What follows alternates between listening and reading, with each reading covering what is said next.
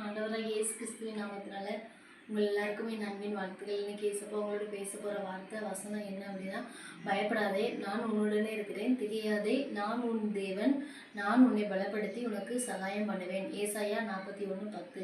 ஏசப்பா இன்னைக்கு உங்களோட சொல்ல போகிற வார்த்தை என்ன அப்படின்னா, பயப்படாத அப்படின்னு சொல்லி ஏசப்பா உங்களை பார்த்து சொல்கிறாங்க. நீங்கள் அநேக காரியத்தை குறித்து பயம் இருக்குது, எதிர்காலத்தை குறித்து தானே பயம். என் பிள்ளைங்க மேல் படிப்புக்கு என்ன பண்ணுறது, என் பிள்ளைங்க படிப்பு காரியத்துக்கு நான் என்ன பண்ணுவேன் அப்படிங்கிற ஒரு பயத்தோடு இருக்கிறீங்க. ஏசப்பா உங்களை பார்த்து தான் சொல்கிறாங்க, பயப்படாதீங்க, பயப்படாதே, நான் உன்னுடனே இருக்கிறேன்னு சொல்லி ஏசப்பா உங்களை பார்த்து தான் சொல்கிறாங்க. அநேக பேர் பிரசவத்தை குறித்து தானே பயம், எனக்கு இதுக்கப்புறம் என்ன பிரசவம் நார்மலாக சிசரிங்கான எனக்கு ஒரு பயம் இருக்குது அப்படின்னு சொல்லி பயப்படுறீங்களா?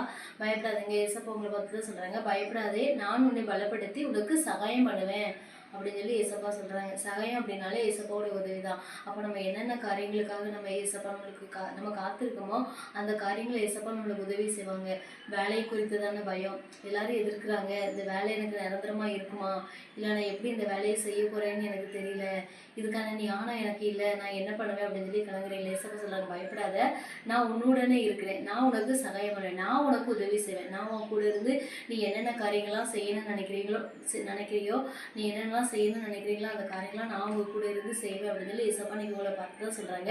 இந்த வார்த்தையை கேட்டுக்கொண்டு இருக்கிறவங்களை பார்த்து தான் ஏசப்பா சொல்றாங்க, பயப்படாதே, நான் உன்னுடனே இருக்கிறேன்னு சொல்லி ஏசப்பா சொல்றாங்க. ஏசப்பா இப்படிப்பட்ட கிருபையை தரப்போறதுக்காக ஏசப்பாவுக்கு நன்றி. Amen. Thank you. God bless you.